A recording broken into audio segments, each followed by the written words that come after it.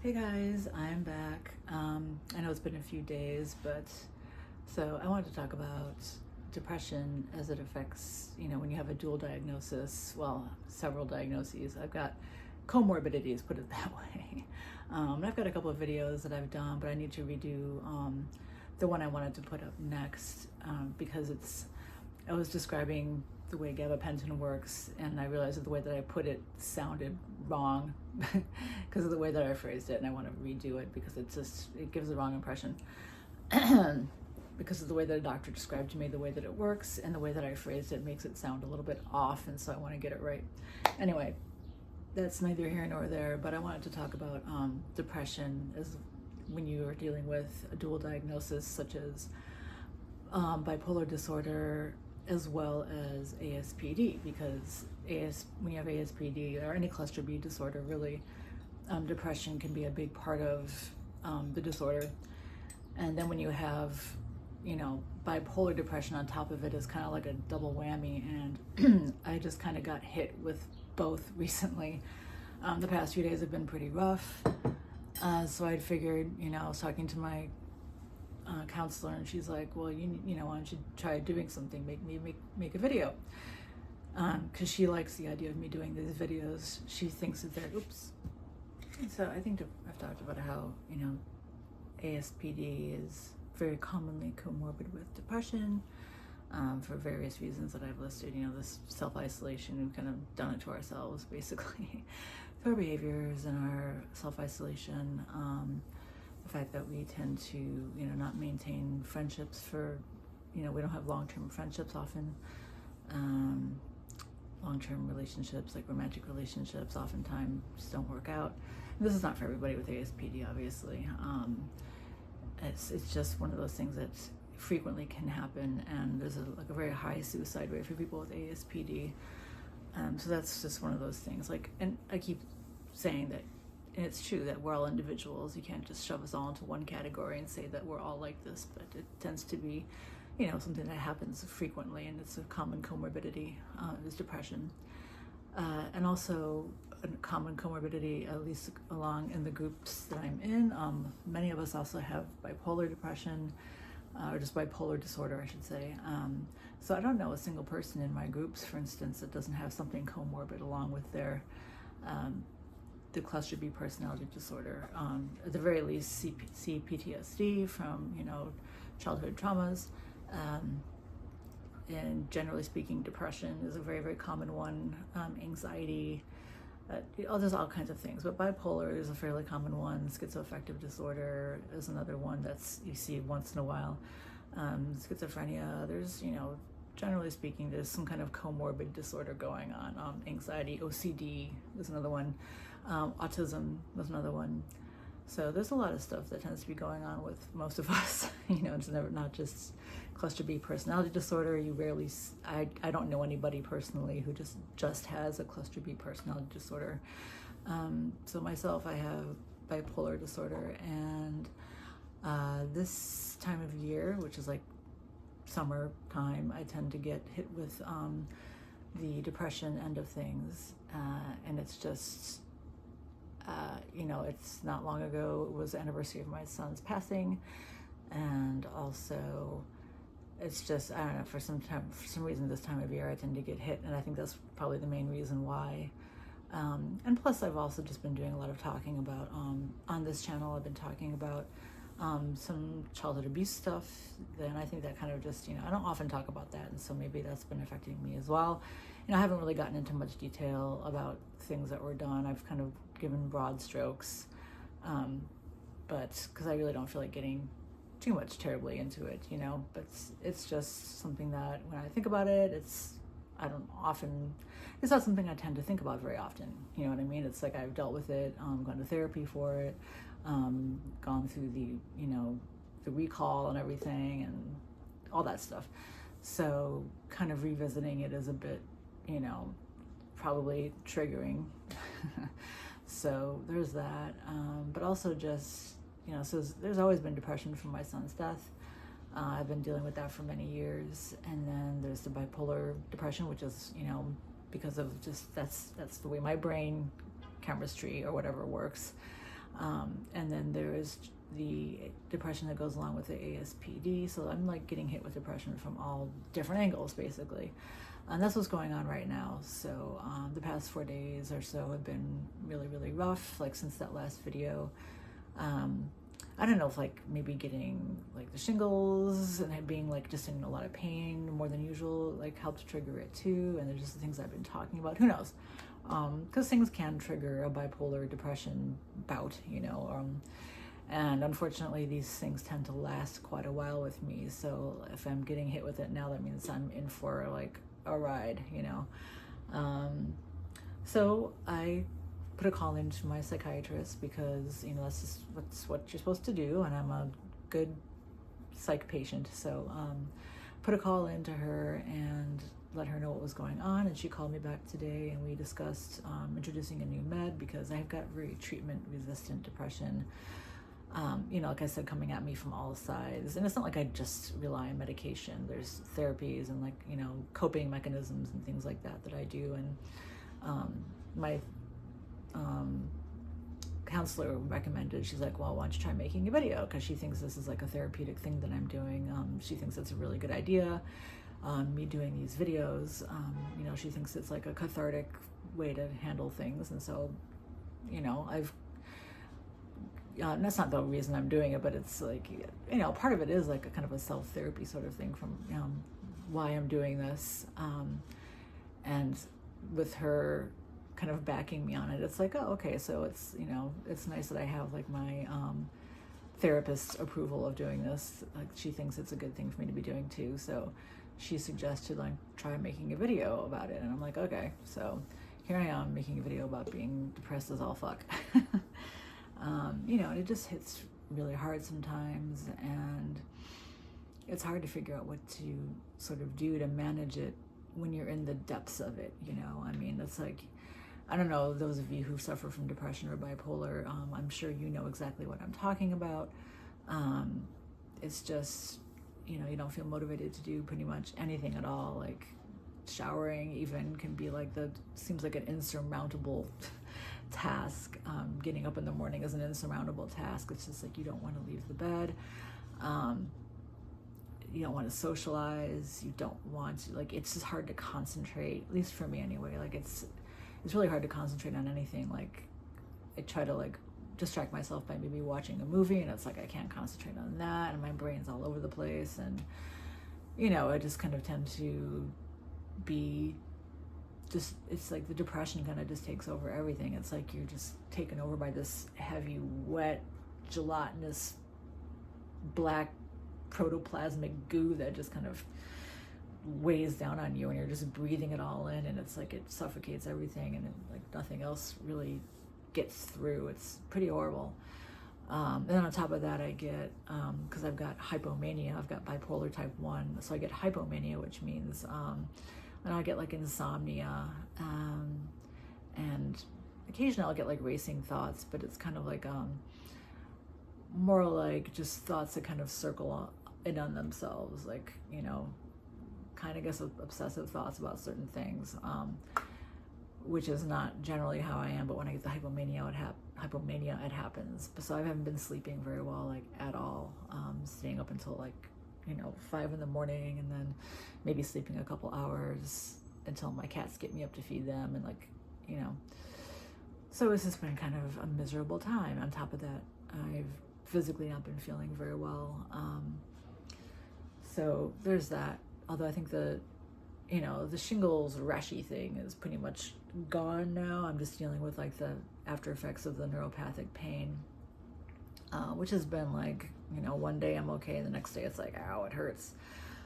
So I think I'm just, you know, like the extra added pain that I'm dealing with on top of the usual pain from the Ehlers-Danlos syndrome is like, you know, it's just kind of a lot to be dealing with. There's just like a lot going on in my life, generally speaking. So it's just sometimes gets overwhelming, and then that will trigger a bipolar depression episode. And mine tend to last for like a while. And so it's, and like I said, it's treatment resistant. And so the medication ostensibly is supposed to help. And I've had success in the past of it like alleviating things to a degree. So it's just, right now, that's what we're at. I'm on new medications pretty much entirely. I'm on like a really low dose of Wellbutrin, and I wanted it to be raised, but she's trying something else right now, so it's like, all right, fine. So we shall see about that, see what happens. I'm trying something new. Vraylar. I don't know if any of you have tried Vraylar before, but it's supposed to be like weight neutral because I've got issues with an eating disorder. And if I gain, it's like, that's a problem too. And it's such like a first world problem, right? Isn't it? Like, eating disorders are so stupid, but I've had one since I was young, like really young. And it's just an issue that makes adhering to meds that make you gain weight really difficult. And this medication made me gain weight, and it's like, it's still there, and it's just, it can be a problem. So, there's just so much going on, and that augments the depression too, as irrational as it may be. And I completely understand from a rational standpoint that it is ridiculous, but it doesn't make a difference in terms of how it makes me feel in terms of the loss of control, and plus I just got my teeth fixed from like many years of bulimia, which had kind of ruined my teeth, as did the Ehlers-Danlos, which affects your enamel. So I just got through getting my teeth fixed, and I'm like, I don't want to start binging and purging again, and so it's just like, it's stressful. Anyway, so that's kind of what's going on with me right now.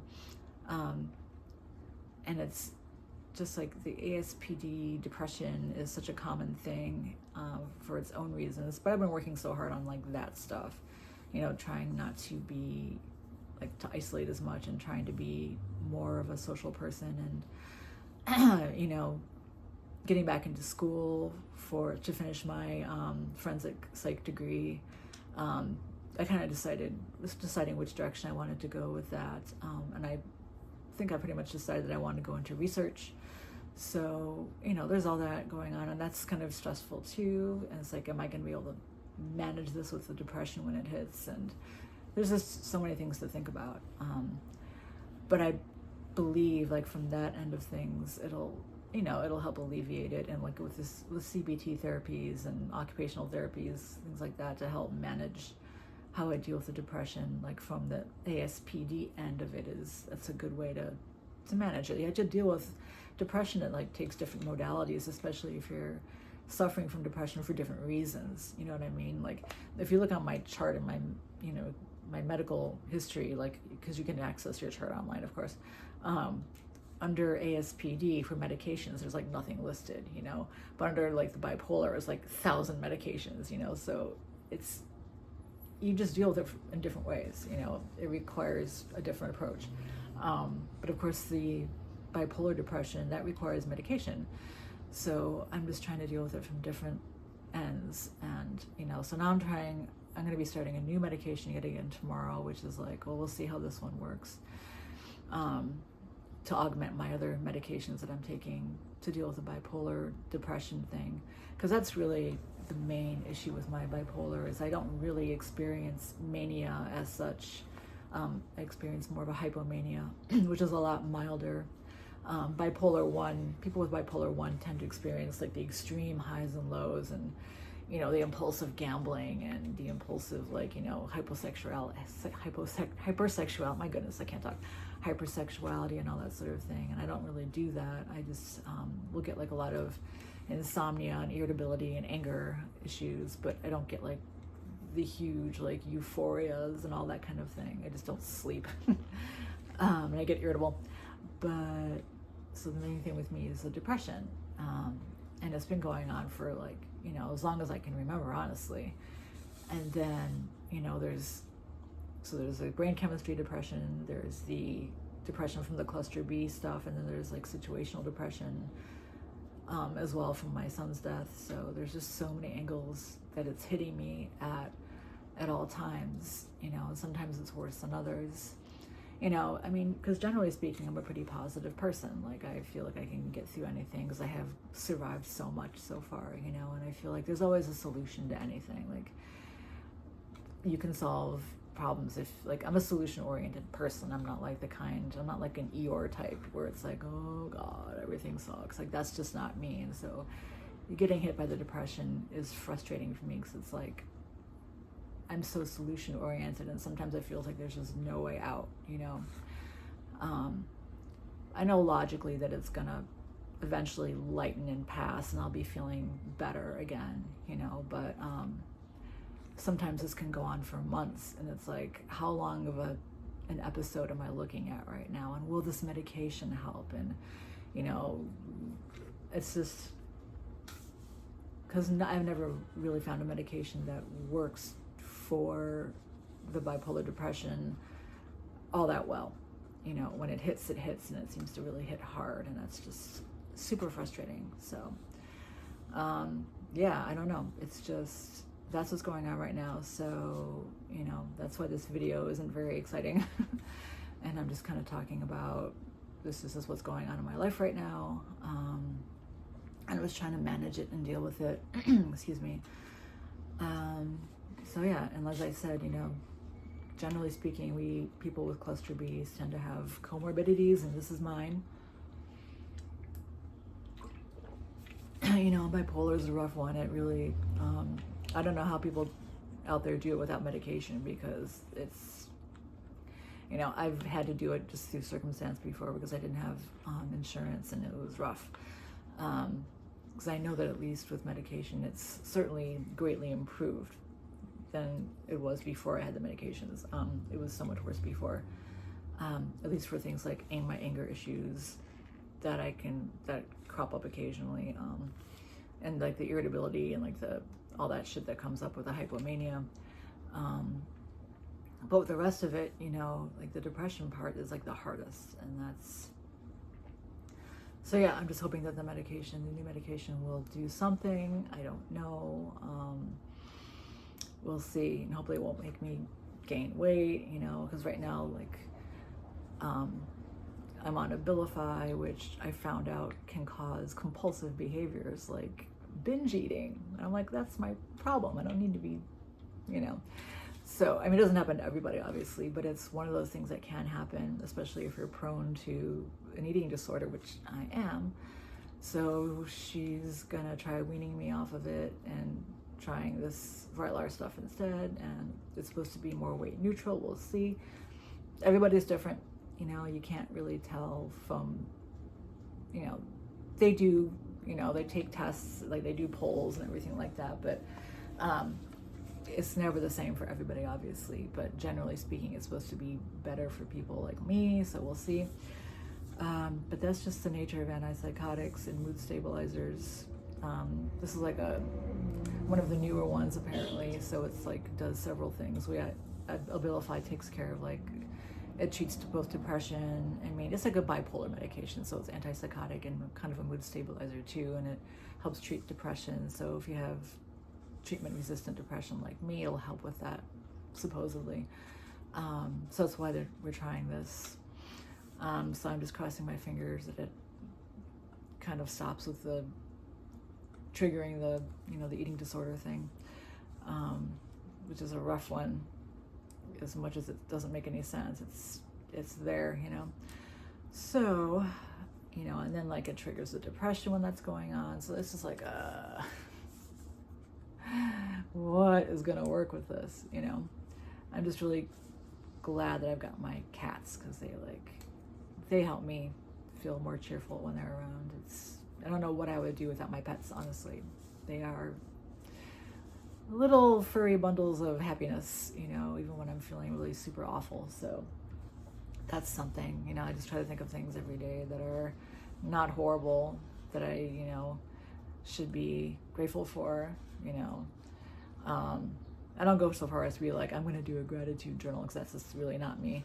But I do try to think of things that I should be grateful for in my life. Because like I said, I'm generally a positive person when this is not going on, you know. I can always think of things that are like things that I should be happy about, and that I am happy about, you know, and that I'm like optimistic all the time, except when this is happening. Not feeling super optimistic right now. I'm feeling just like I'm at the bottom of like a muddy slide of goo, and I can't claw my way back up. But like I said, intellectually, logically I know there is an end in sight eventually, so I just try to keep that in mind. But I'm at the very beginning of it right now, and so it's like I know I've got a ways to go before it alleviates, but you know, who knows, maybe this medication will work. It's supposed to start working within a couple of weeks, which is fast. That's a fast medication, because some of them it takes months. So yeah, I'm really hoping this will be something good for me. I mean, I'm a firm believer in better living through chemistry. I do believe that there's a medication for everyone out there. You just got to find it. You know, there's new medications happening all the time. I really wish my insurance covered ketamine therapy, because I've heard like that works for everybody pretty much. Hey, kitty cat. But you know, my insurance doesn't cover it, and I certainly cannot afford that shit. It's like crazy expensive. But maybe one day it will cover it. Who knows? Hi, honey. But we'll see. You know, I know, sweetheart. Come here. You know, but at least, you know, now I've got a pain doctor, and so my pain is more under control than it was. Once the shingles thing kind of calms down, I'll be in better shape. So yeah, there's that. I've got that to be really grateful for sure. So I'm just trying to remind myself of that stuff. But, you know, like I said, if you've ever had serious depressive disorder of any kind, when it's like a brain chemistry thing, you know that it's like, it doesn't matter the reasons that you have to be happy, and it's beyond reason. It's just like there's something wrong in your brain that is making you feel this way. And it doesn't matter how many things your life could be perfect. You know, you could have like the greatest life in the world, but then this depression hits, and it's like, fuck, you know, it's shit, you know, and it makes it feel like everything has turned to shit. So, but, you know, I'm not the kind of person to let things like that conquer me or destroy me. I've gotten through it before, and I'll get through it again. You know, if you can live through your child's death, I think you can live through anything, and I've managed to do that so far. So yeah. So wish me luck, guys. I'm really hoping that this medication is going to do something for me. We shall see. Yeah, I don't know. I'm hoping. I'm really hoping, because, you know, I've got things I want to do. I've got stuff I need to concentrate on besides this, and it's just like I'm having the hardest time dragging myself out of bed and just doing the basics, you know. If it weren't for my cats needing me to get up and feed them, I probably wouldn't have even got out of bed today. So it's a good thing that they're here, you know. They're my little therapy animals. I actually just got them registered, as a matter of fact. Well, not registered, but I've got, like, you know, because registering them is kind of like a bullshit thing. You just basically need a letter from a psychiatrist saying that they are therapy animals, and, you know, so you can take them with you if you ever have to move and all that kind of stuff. So yeah, so there's that. I'm just kind of blathering on right now, but anyway, so thank you guys for watching my video.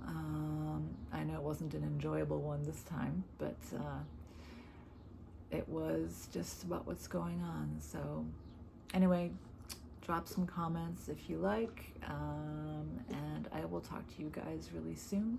Thank you again for watching, and thank you for the new subscribers. I appreciate you guys dropping in and for subscribing, and I appreciate your support very much. And I will talk to you all soon, I promise. All right, bye.